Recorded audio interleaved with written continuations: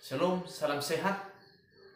Pada kesempatan kali ini saya akan menjelaskan mengenai teknologi dan media pembelajaran yang ada di gereja dan akan menjelaskan apa yang menjadi prinsip dalam melakukannya agar gereja boleh berkembang, bertumbuh menjadi komunitas iman yang mampu bersaksi, mampu bersekutu, dan juga melayani dalam segala kondisi.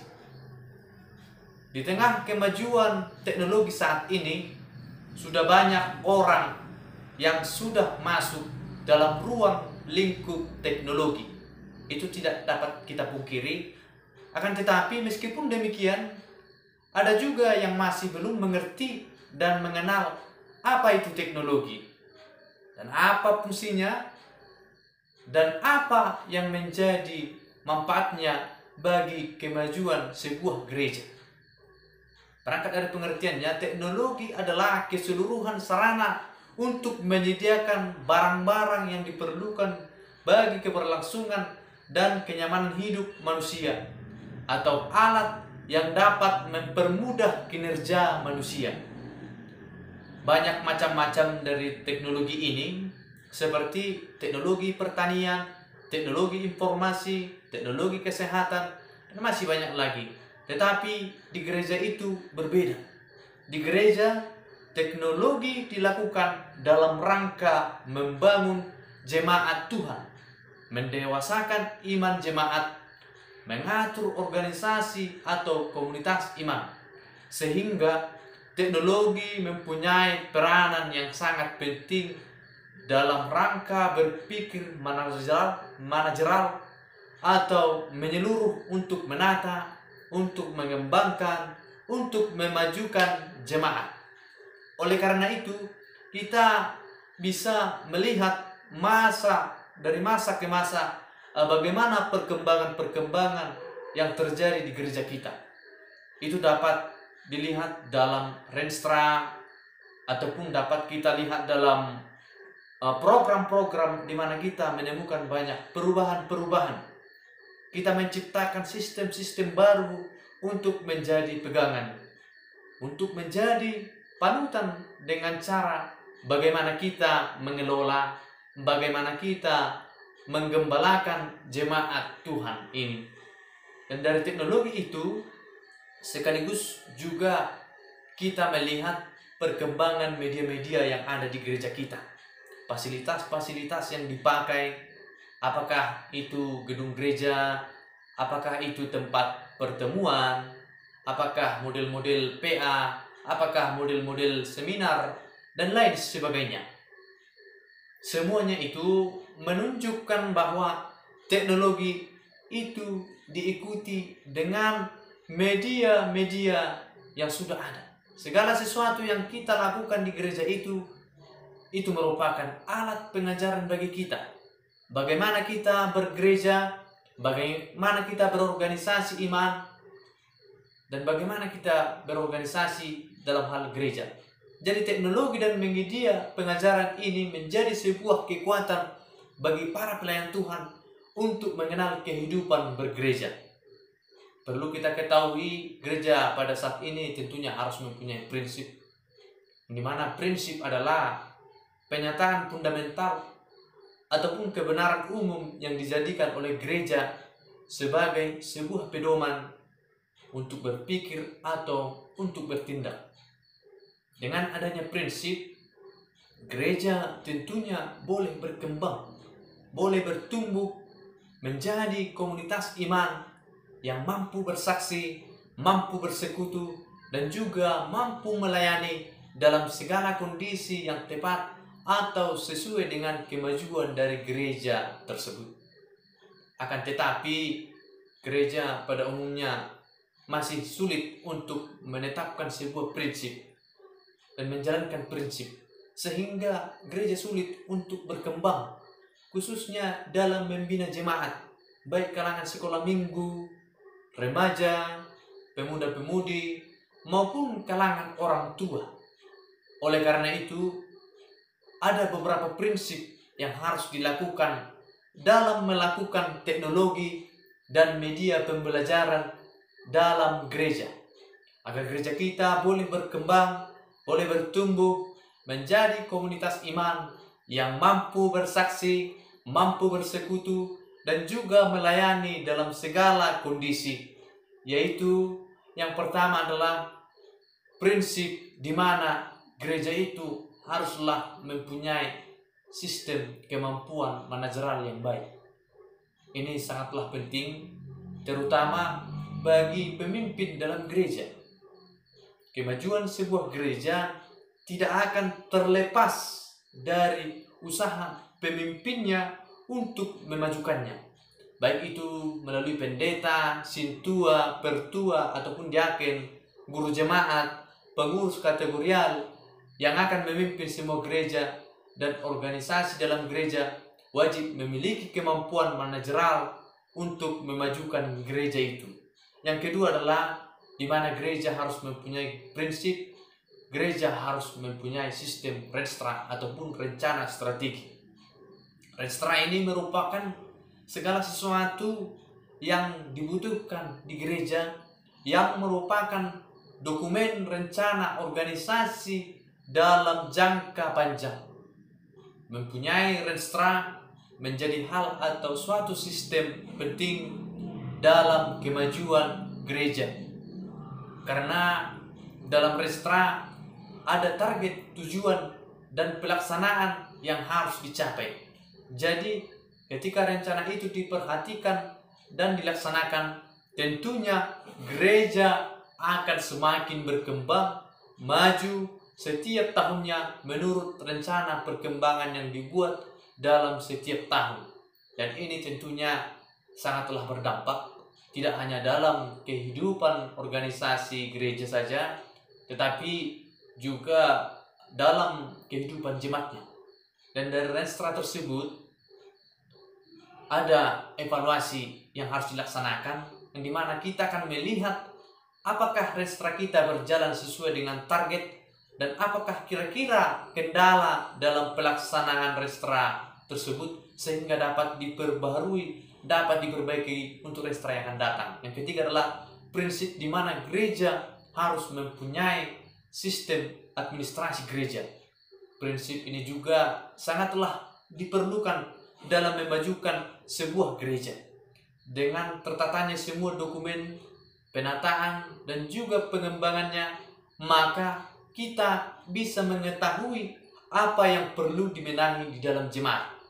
Ini menjadi bahan juga dalam pengembangan pelayanan. Yang keempat adalah gereja juga harus mempunyai sistem, struktur organisasi, dan kepengurusan.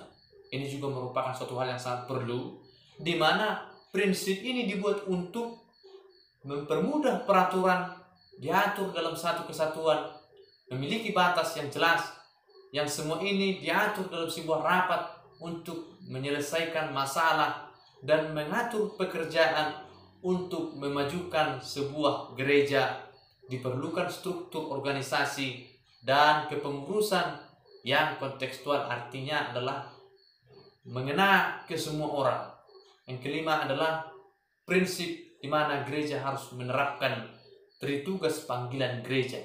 Kita sudah ketahui apa itu tritugas panggilan gereja, itu bersekutu, bersaksi, melayani.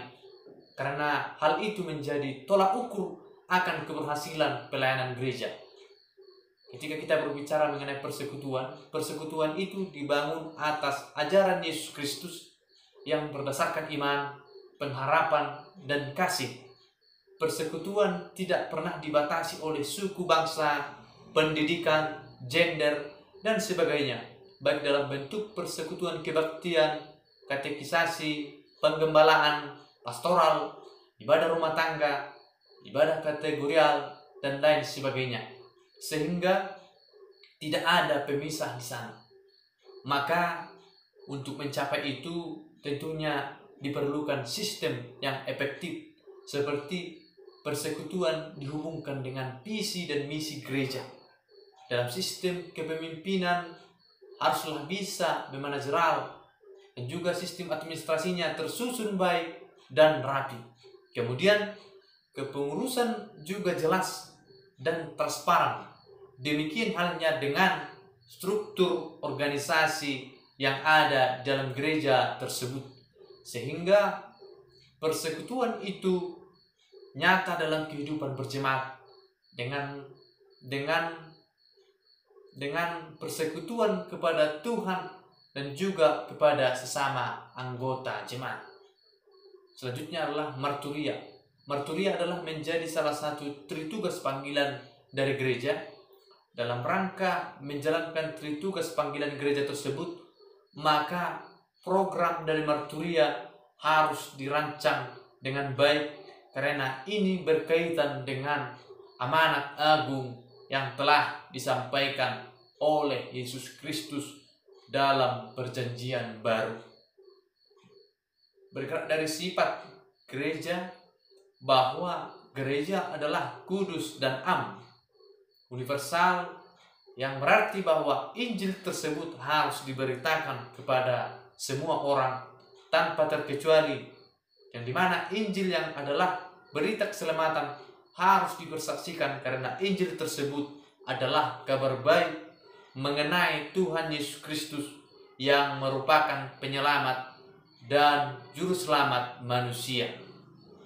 Dalam menjalankan panggilan terhadap kesaksian akan Yesus Kristus, gereja harus memperlengkapi dari segi pelayanan yang merupakan penginjil berbasis jemaat. Tidak hanya itu saja, gereja yang bersaksi berkaitan dengan spiritual dan penggembalaan. Selanjutnya adalah diakonia. Diakonia merupakan sebuah tugas yang harus diemban setiap jemaat tanpa terkecuali. Melayani masa kini menggerakkan jemaat untuk benar-benar menjadi jemaat yang diakonal. Artinya di sana adalah gereja yang sungguh-sungguh berperan dalam mewujudkan panggilannya sebagai gereja yang melayani. Dasar yang paling penting dalam diakonia adalah Yesus Kristus itu sendiri. Demikian juga dengan apa yang dilakukan oleh Yesus sendiri, baik melalui mujizat-mujizatnya, kata-kata kutukan, kata-kata keadilan, peneguhan, keajaiban, dan anugerah adalah hal-hal yang menjadi dasar diakonia dan yang memberikan arah kepada kita untuk melakukan pekerjaan diakonal kita. Dasar pelaksanaan diakonia gereja beranjak dari hal yang paling ditekankan oleh Yesus Kristus, yaitu kedatangannya bertujuan untuk melayani. Dapat kita lihat dalam Markus 10 ayat 45. Melalui prinsip-prinsip yang telah saya sebutkan, maka komunitas gereja harus mempunyai pegangan. Di atas semua, tidak bisa tidak adalah mengakui Yesus sang kepala gereja sebagai yang mempunyai gereja. Jadi pertanggungjawaban adalah kepada Tuhan. Oleh sebab itu, jikalau kita ingin menggembalakan, ingin mengelola gereja, kita harus punya pemahaman bahwa gereja adalah milik Kristus. Itu berarti segala sesuatu yang kita lakukan harus berdasarkan keinginan Kristus itu sendiri. Tidak bisa tidak, pasti para pelayan Tuhan menemukan banyak kesulitan-kesulitan, menemukan banyak masalah-masalah dalam mewujudkan prinsip tersebut. Oleh karena itu, kita harus mengelola gereja supaya nyata benar kasih Tuhan itu di dalam dunia. Dan di samping itu juga, marilah kita berpikir bagaimana media-media ini sebagai pembelajaran bagi kita, media-media ini sebagai pelajaran bagi jemaat. Banyak kritikan-kritikan yang terjadi terhadap gereja, itu tidak bisa kita pungkiri. Ada yang mengatakan, kenapa gereja punya bank? Kenapa gereja punya kebun? Kenapa gereja punya kolam? Dan lain sebagainya. Tetapi satu hal yang perlu kita lihat, perlu media bagi jemaat kita untuk bersekutu, untuk melayani, dan juga untuk bersaksi. Demikian hasil penjelasan saya sebagai hasil UAS yang telah suruh oleh Ibu dosen kami, Ibu Dr. Setia Ulina Buru Tarigan. Terima kasih, salam sehat, Tuhan Yesus memberkati.